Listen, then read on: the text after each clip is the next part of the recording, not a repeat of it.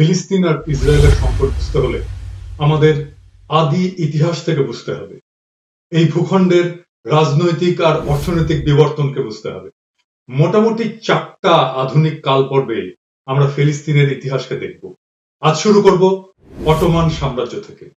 আমরা যদি সেই গানের মতো করে দেখি, আগে কি সুন্দর দিন কাটাইতাম, সেই সুন্দর দিন কাটানোর সময় থেকে আমরা ফিলিস্তিনের ইতিহাসের পথে আপনাদেরকে হাঁটিয়ে নিয়ে যাব।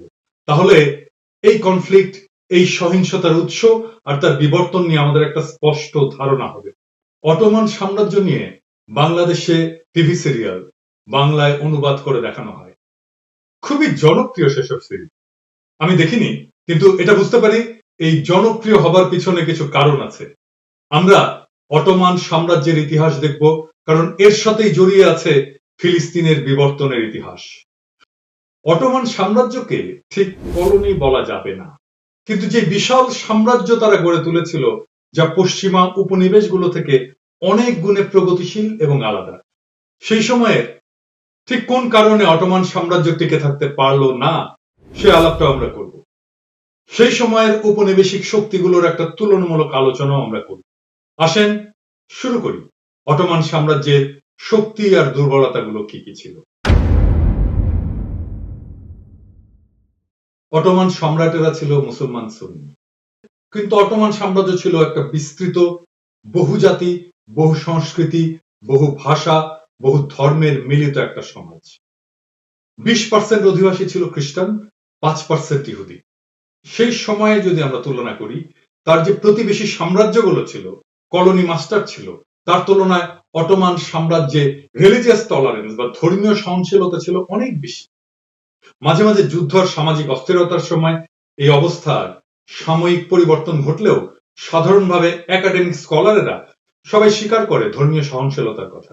ইনফ্যাক্ট এই সহনশীলতার একটা ঐতিহাসিক প্রয়োজনও ছিল, কারণ এটা ছিল একটা কৃষিভিত্তিক সমাজ। এই সমাজের ফাংশনিং এর জন্য একটা স্থিতিশীলতা লাগে। এই বিষয়টা মনে রাখবেন, আমরা এই বিষয়টায় ফিরে আসব শিল্প বিপ্লব আলাপ করার সময়। অটোমান সাম্রাজ্যের শাসন ব্যবস্থা ছিল ইউনিক। তারা তাদের সাম্রাজ্যের অন্তর্ভুক্ত অংশে তাদের সামাজিক, ধর্মীয় এবং অর্থনৈতিক ব্যবস্থায় কোনো হস্তক্ষেপ করত না। শাসন ব্যবস্থা ছিল ডিসেন্ট্রালাইজড, বিকেন্দ্রীকৃত। স্থানীয়দের দিয়ে সে গভর্নিং কাউন্সিল তৈরি করত, তারাই শাসন চালাতো। এমনকি ট্যাক্স কালেকশন ছিল ডিসেন্ট্রালাইজড। ট্যাক্স আদায়ের অধিকার কিনে নিতে হতো কেন্দ্র থেকে, আর নির্ধারিত হারে একটা নিয়মের মধ্যে থেকে স্থানীয় কালেক্টররা ট্যাক্স আদায় করত। অটোমান সাম্রাজ্যের মানুষেরা ছিল সুখী। ইস্তাম্বুলের আরেক নাম ছিল দার সাদাত বা সুখের আবাস। কয়রা একটা প্রশ্ন করেছে কেউ, কেন অটোমান সাম্রাজ্যের মানুষ সুখী ছিল? একজন খুব গুছিয়ে কারণগুলো লিখেছে, সময় থাকলে পড়ে দেখতে পারেন। আমি আর এটার বিস্তারিতে গেলাম না। তুরস্ক সব ধর্মের মানুষের জন্য এত আগ্রহের জায়গা ছিল যে কোথাও কেউ নিপীড়িত হলে তারা বলতো, তোমরা অটোমান সাম্রাজ্যে আসো। জার্মানিতে নিপীড়িত হয়ে তুরস্কে আসা রাব্বি আইজাক জারফেতি, সে তার ইহুদি ভাইদেরকে আহ্বান জানাচ্ছে অটোমান সাম্রাজ্যে এসে শান্তিতে বসতি করতে। এই ছবিটা আঁকা হয়েছে সেই ঐতিহাসিক ঘটনাকে কেন্দ্র করে, যখন ইস্তাম্বুলে জারফেতি ইউরোপের বিভিন্ন দেশ থেকে আসা ইহুদিদেরকে স্বাগত জানাচ্ছেন ইস্তাম্বুলে। অটোমান সাম্রাজ্যে ঠিক কখন থেকে ফিলিস্তিনে ইহুদি বসতি স্থাপিত হয়েছিল? অটোমানেরা 15 শতকের ইনকিউজিশনের সময় থেকেই ইহুদি অভিবাসীদের গ্রহণ করা শুরু করে। ইনকিউজিশন মানে কি জানেন তো? ক্যাথলিক চার্চের তৈরি করা একটা আইনি কাঠামো, যা দিয়ে অখ্রিস্টানদেরকে শাস্তি দেওয়া হতো ব্লাসফেমির জন্য। এর শিকার হতো মুসলমান আর ইহুদিরা। বাংলাদেশের মুসলমানদের কেউ কেউ ব্লাসফেমি আইন চায়, কিন্তু এটা ভুলে যান, এই ইনকিউজিশনের মাধ্যমে ব্লাসফেমি আইন দিয়ে মুসলমান আর ইহুদিদেরকে একই সাথে নিশ্চিহ্ন করার চেষ্টা করা হয়েছিল 15 শতকের ইউরোপে। এরপর থেকেই অটোমান সাম্রাজ্যে ইহুদি অভিবাসীদের গ্রহণ করার একটা ঐতিহ্য ছিল, কারণ যেহেতু দুই ধর্মই এই অত্যাচারের শিকার হয়েছিল। ঠিক সেই সময়ে ফিলিস্তিন মানে অটোমান সাম্রাজ্যের সময়ে 18 শতকে ফিলিস্তিন কেমন ছিল? ফিলিস্তিনের জনগোষ্ঠীর 85% ছিল মুসলিম, 10% খ্রিস্টান, 5% ইহুদি। অটোমান সাম্রাজ্যের অন্তর্ভুক্ত হয়ে সম্প্রীতির মধ্যে তারা বসবাস করত। ফিলিস্তিন সবসময় একটা আন্তর্জাতিক আগ্রহের কেন্দ্র ছিল, কারণ ছিল ফিলিস্তিনকে ঘিরে নানা পবিত্র স্থান ছিল সব ধর্মেরই। এই পবিত্র স্থানগুলোতে তীর্থযাত্রীরা আসতো, পর্যটকেরা আসতো, মিশনারিরা আসতো ধর্ম প্রচার করতে।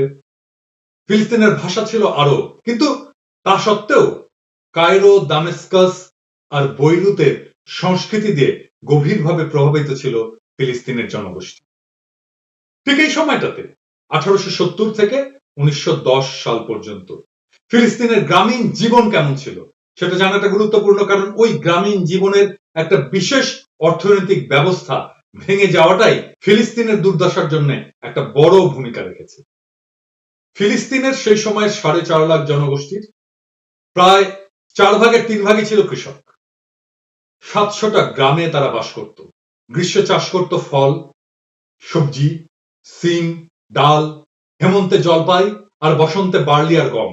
গম ছিল সবচেয়ে গুরুত্বপূর্ণ শস্য। ফিলিস্তিনের ভূমি খুব উর্বর।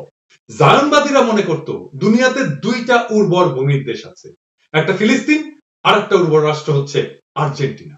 এই দুইটাই ইহুদি রাষ্ট্র স্থাপনের জন্য নির্বাচিত হয়েছিল, কারণ তারা মনে করত এই দুটো বসতি উর্বর জায়গা। সেই ইতিহাসে আমরা পরবর্তী পর্বগুলোতে আসব। অটোমান সাম্রাজ্যে সম্মান, প্রতিপত্তি আর মর্যাদা ছিল জমির মালিকানা। একটা কৃষিভিত্তিক সমাজে সেটাই তো হওয়ার কথা। এই 19 শতকের আগে ফিলিস্তিনে জমির মালিকানা ছিল সামাজিক। কোন ব্যক্তি জমির মালিক ছিল না, মালিক ছিল সমাজ। সবাই যেন ঘুরে ফিরে ভালো জমিতে আবাদের সুযোগ পায়, সেটা নিশ্চিত করার জন্য 1-2 বছর পর পর জমির নতুন করে বিতরণ করা হতো। ফলে সবাই জমিতে ঘুরে ঘুরে ফসল ফলানোর অধিকার পেত। এর মধ্যে আর একটা ঘটনা ঘটে। ঘটনাটা কি? সারা ইউরোপে শিল্প বিপ্লব। শিল্প বিপ্লব নিয়ে এলো জাতীয়তাবাদের ধারণা। শিল্প বিপ্লবের উপজাত যে জাতীয়তাবাদ, সেটা আপনি জানতে পারবেন আর্নেস্ট গেলনারের নেশন এন্ড ন্যাশনালিজম বইতে। 1983 সালে প্রকাশিত এই বইয়ে তিনি যুক্তি দিয়েছিলেন যে জাতীয়তাবাদ শিল্প বিপ্লবের একটা উপজাত। গেলনার বলছেন যে শিল্পায়নের ফলে সংগঠিত সামাজিক, অর্থনৈতিক এবং সাংস্কৃতিক যে পরিবর্তনগুলি হয় তা জাতীয়তাবাদের উত্থানের জন্য প্রয়োজনীয় শর্ত তৈরি করে। তিনি বলেছিলেন যে একটা শিল্পায়িত সমাজের জন্য একটা স্ট্যান্ডার্ডাইজ, শিক্ষিত এবং মোবাইল কর্মশক্তির প্রয়োজন আছে, আর তার জন্য রাষ্ট্রকে প্রচার করতে হয় সাধারণ সংস্কৃতি এবং ভাষার, সেটাই জাতীয়তাবাদ। এই প্রক্রিয়ায় জাতির উত্থান এবং জাতীয়তাবাদী মতাদর্শের বিস্তার ঘটায়। সুতরাং গেলনারের মতে জাতীয়তাবাদ ইন্ডাস্ট্রিয়াল সোসাইটির নতুন অর্থনৈতিক এবং সামাজিক প্রয়োজন মেটানোর জন্যই উদ্ভূত হয়। আর উল্টো দিকে কৃষিভিত্তিক সমাজের জন্য দরকার একটা স্থিতিশীল সমাজ। কৃষক যেন জমির পাশে থাকে। স্থিতিশীল কৃষি কর্মী বা কৃষক যেন শতাব্দীর পর শতাব্দী একই জায়গায় কৃষি কাজ করে। আর শিল্পের জন্য দরকার একটা মোবাইল কর্মশক্তি, যে এক জায়গা থেকে আর এক জায়গায় যেতে পারে সহসা। যাই হোক, এই 19 শতকে জাতীয়তাবাদী ধারণা সারা ইউরোপে ছড়িয়ে পড়ে।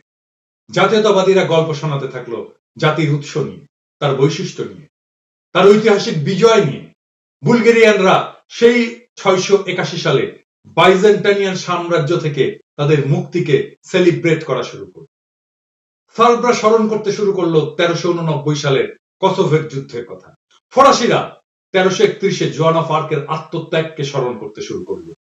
অটোমান সাম্রাজ্যের অংশ গ্রিসে শুরু হলো জাতীয়তাবাদী স্বাধীনতার সংগ্রাম। ফুসলালোকে ফুসলালো ইংল্যান্ড, সাপোর্ট দিল ইংল্যান্ড। গ্রিসে সেই সময় কৃষিভিত্তিক সমাজ ছিল। জাতীয়তাবাদের উত্থানের কোনো শর্ত ছিল না।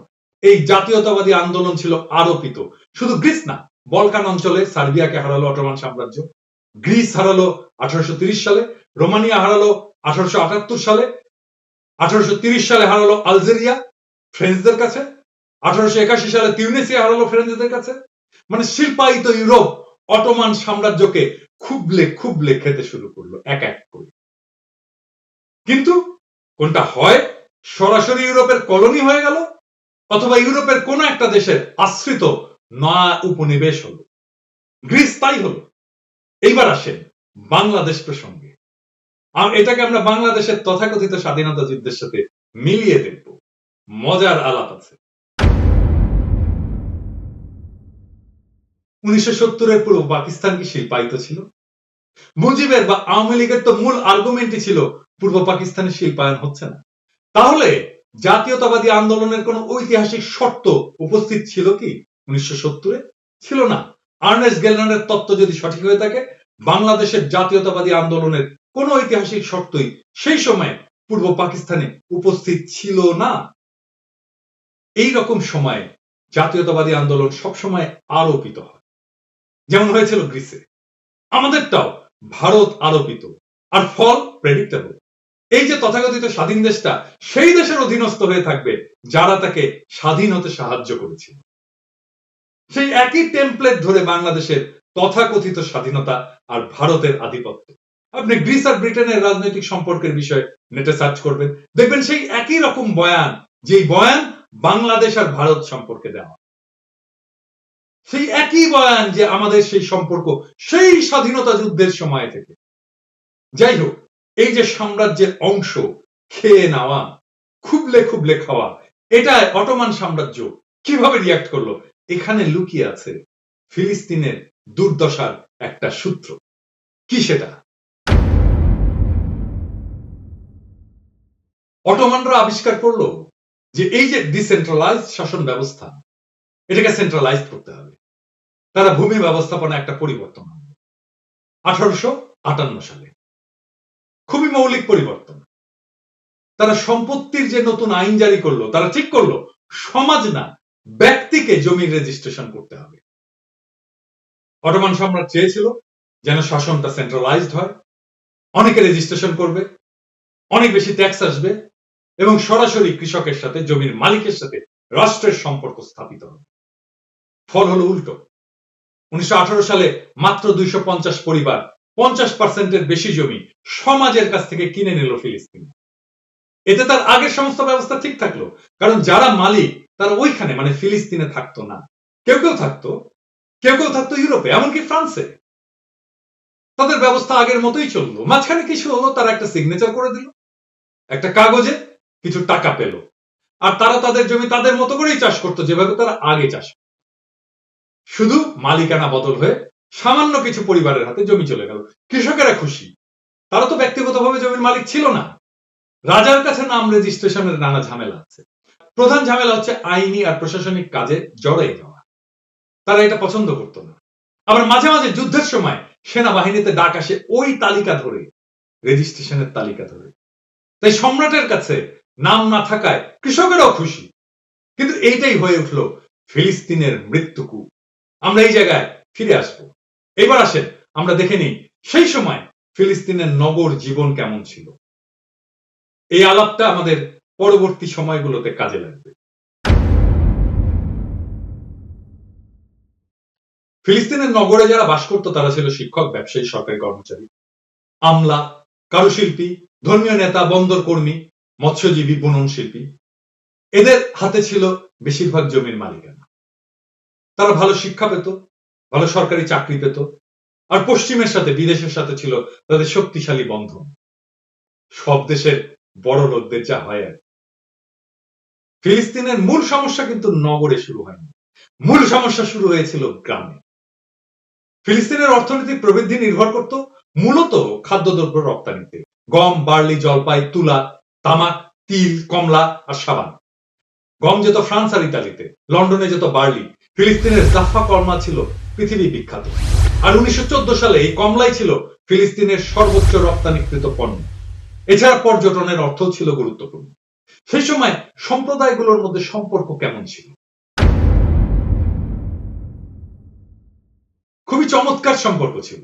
সব ধর্মের লোকেরা একই লোকালয়ে থাকতো, একই রাস্তায় পাশাপাশি বাস করত, একই দোকান থেকে জিনিসপত্র কিনত, সব ধর্মের বাচ্চারা একসাথে খেলাধুলা করত। সেই সময় জেরুজালেমের আল ওয়াদ এলাকায় 3টা চার্চ ছিল, 3টা সিনাগগ ছিল, আর 7টা মসজিদ ছিল। মুসলমান, খ্রিস্টান আর ইহুদিরা পরস্পরের উৎসবে অংশ নিত, এবং ইহুদি কমিউনিটি ফিলিস্তিন জনগোষ্ঠীর সাথে ওতপ্রোতভাবে যুক্ত ছিল। জুইস কমিউনিটির লিডার আলবার্ট আন্তেবিকে দেখেন প্যারিসের নটর দামের ক্যাথিড্রালের সামনে ফিলিস্তিন রেড ক্রসের জন্য চাঁদা তুলছে প্রথম বিশ্বযুদ্ধের সময়। এর মধ্যে পূর্ব ইউরোপে ঘটে গেল এক বীভৎস ঘটনা। 1880 থেকে 1920-এর দশক পর্যন্ত ইউরোপে পোগ্রম নামে পরিচিত আক্রমণে হাজার হাজার ইহুদিকে হত্যা করলো খ্রিস্টানরা। 2 মিলিয়নের বেশি ইহুদি মার্কিন যুক্তরাষ্ট্রে এবং 30,000 ফিলিস্তিনে চলে আসে। 1881 সালে Russian tsar Alexander the second হত্যার জন্য ইহুদিদেরকে দায়ী করা হলো। ওয়ার্সোতে, ইউক্রেনে, পোল্যান্ডে, রাশিয়াতে শত শত পোগ্রম সংগঠিত হলো, মানে গণহত্যা সংগঠিত। 1 লক্ষ ইহুদি তাদের জীবিকা হারালো। যারা ছিল জার শাসনে থাকা রাশিয়ার মোট ইহুদি জনসংখ্যার 5%। 1930 সালে কিশিনেভে 700 বাড়ি ধ্বংস হয়েছিল, 600 ইহুদি দোকান লুট হয়েছিল। লুটপাট, হত্যা, অগ্নিসংযোগ এবং ধর্ষণের দৃশ্যগুলি এত সাধারণ ছিল যে এই ঘটনা যেন দশকের পর দশক ধরে মানুষের চোখের সামনেই ঘটেছে, কিন্তু কোনো প্রতিক্রিয়া ছিল না। হাজার হাজার ইহুদি মৃত অবস্থায় পড়েছিল, আরো কয়েক হাজার গৃহহীন হয়েছিল। এই গণহত্যাকে স্মরণ করার জন্য এই মনুমেন্ট রোমানিয়ায় বানানো হয়েছে। এই প্রোগ্রামের পরেই শুরু হয় আনুষ্ঠানিকভাবে জায়নবাদের যাত্রা। এটা আমরা দেখব এর পরের পর্বে। তবে সেই গিয়ে ভূমি রেজিস্ট্রেশন ব্যবস্থা চালু করেছিল অটোমানেরা। সেটার ফলে জমি কিনে নিয়েছিল অনাবাসী ধনীরা, তাদের কাছে থেকে জমি কিনে নিতে থাকে এই সময় থেকেই ইহুদিরা। 1900 সালের মধ্যে প্রায় 25,000 ইহুদি ফিলিস্তিনে বসতি স্থাপন করেছিল। 5,000 বসতি স্থাপন করেছিল উপকূলীয় সমভূমিতে এবং গ্যালিলিতে। 20টা কৃষি উপনিবেশে তারা বসতি স্থাপন করেছিল এবং বাকিরা জাফা, হাইফা এবং জেরুজালেমের শহরগুলিতে বসতি স্থাপন করেছে। 1914 সালের মধ্যে অভিবাসী ইহুদিরা যে জমি কিনেছিল তার 58% ছিল যারা প্যালেস্টাইনে বাস করত না, অনুপস্থিত জমির মালিকদের কাছ থেকে, যারা নানা দেশে বাস করতো, এমনকি ইউরোপে। ওই যে মনে আছে না, জমি রেজিস্ট্রেশনের কাজ করেছিল অটোমান সম্রাট আর জমি কিনেছিল অনাবাসীরা। সেই অনাবাসীদের কাছে থেকে ইহুদিরা জমি কিনে নিতে শুরু করলো। এতদিনেও কিন্তু ফিলিস্তিনিরা বুঝতে পারেনি কি ঘটতে যাচ্ছে, কারণ 1904 সালের আগে বেশিরভাগ ইহুদি বসতি স্থাপনকারীরা কৃষিকাজ করেনি, তারা করতো না। কারণ এই অভিবাসীরা কৃষক ছিল না, কৃষিকাজে তারা অভিজ্ঞ ছিল না, তারা মূলত হোয়াইট কলার জব করতো। তারা ছিল ব্যাংকার, শিক্ষক, ডাক্তার, ইঞ্জিনিয়ার, এইসব পেশা। সেই জন্যই তারা স্থানীয় ফিলিস্তিনিদেরকে নিয়োগ করেছিল কৃষি জমি চাষ করার জন্য। তারা কম মজুরিতে কাজ করতো এবং কৃষিকাজে তারা অভিজ্ঞ ছিল, ফলে ভালো ফসল ফলাতে পারত। সে কারণেই তখনও এই ব্যবস্থা কোনো সামাজিক সমস্যা সৃষ্টি করেনি, কারণ জমি যে চাষ করছিল আগে, কারণ সেই জমি চাষ করতে থাকলো। তাহলে সমস্যার শুরুটা হলো কিভাবে? এরপরের দফায় আসতে থাকে দরিদ্র ইহুদিরা। 1883 সাল থেকে তারা আসতে শুরু করে অল্প অল্প করে। তখন এই ইহুদি মালিকেরা, যারা তখন কৃষিকাজ করতো না, ফিলিস্তিনি কৃষকদের বলে যে এই দরিদ্র ইহুদিদেরকে জমি ছেড়ে দিতে হবে, কারণ তারা তখন ওই জমিতে চাষাবাস করবে। রাতারাতি উচ্ছেদ হয়ে গেল তারা তাদের জমি থেকে। ঠিক যেইভাবে চিরস্থায়ী বন্দোবস্তের মাধ্যমে আমাদের পূর্বপুরুষেরা জমি হারিয়েছিল কলকাতার হিন্দু জমিদারদের হাতে। 1882 থেকে 1929 সাল পর্যন্ত ওয়াদি আল হাওয়াইদ এবং মার্জ ইবনে আমির থেকে 8,000 ফিলিস্তিনিদেরকে বাড়ি থেকে উচ্ছেদ করা হয়। 13টা ফিলিস্তিনি গ্রাম জনবসতিহীন হয়ে পড়ে। তার মানে উচ্ছেদ শুরু হয় কত আগে? ইসরায়েল রাষ্ট্র প্রতিষ্ঠা হওয়ার অনেক আগে থেকে। 1887 সালে কাতরা এবং গেডেরা একটা আরব গ্রামের লোকজন, যারা পশুপালক ছিল, মেষপালক ছিল, পশু চড়াতো, ওই গ্রামের সবাই ছিল পশুপালক। সেই গ্রামের চারণ ভূমি কিনে নিয়েছিল ইহুদিরা। সেখানে ফিলিস্তিনিদের প্রবেশ করতে বাধা দেয়। যাদের পেশাই পশুপালন, তারা যদি পশুচারণের জায়গা না পায়, তাহলে তারা করবে কি? তারা প্রতিবাদ করবে। প্রতিবাদ করলো, শুরু হলো সহিংসতা। প্রথম সহিংসতার শুরু ফিলিস্তিনে। একই ঘটনা ঘটলো 1892 সালে রেহব এবং পার্শ্ববর্তী গ্রামে জারুনকানা, এবং পরে সুটেরিয়া, যেখানে বেদুইন উপজাতিরা থাকতো, তারাও পশু চড়াতো। সেই পশু চড়ানোর জায়গা বন্ধ করে দিল, কারণ ওই জায়গা ইহুদিরা কিনে নিয়েছে। ওইখানেও সহিংসতা ছড়িয়ে পড়ে। 1895 সালে গ্যালিলিতে যারা বসতি স্থাপন করেছিল, তারা স্থানীয় আরবদেরকে সরিয়ে দেয়। ওখানেও সহিংসতা ছড়িয়ে পড়ে। ফিলিস্তিনের সহিংসতা ইসরায়েল রাষ্ট্র সৃষ্টির পর থেকে না, অনেক আগে থেকে শুরু হয়েছিল। ফিলিস্তিনিদের উচ্ছেদের অনেক আগে থেকেই অটোমান সাম্রাজ্যে ইহুদিরা ফিলিস্তিনে গেড়ে বসতে থাকে। আগামী পর্বে আমরা দেখব কেন ফিলিস্তিনের বিষয়ে সারা দুনিয়া আগ্রহী হয়ে উঠেছে, আর জায়নবাদের উদ্ভব হলো কিভাবে। কেনই বা জায়নবাদের উদ্ভব হলো? তীব্র ইহুদি বিরোধী পশ্চিম এবং বিশেষ করে ইউরোপ জায়নবাদকে কেন সমর্থন করতে শুরু করল? পরের পর্বের জন্য সাথেই থাকুন, ফিলিস্তিনের সাথেই থাকুন। মনে রাখবেন, আমাদের স্বাধীনতা সম্পূর্ণ হবে না যতদিন ফিলিস্তিন স্বাধীন না হবে।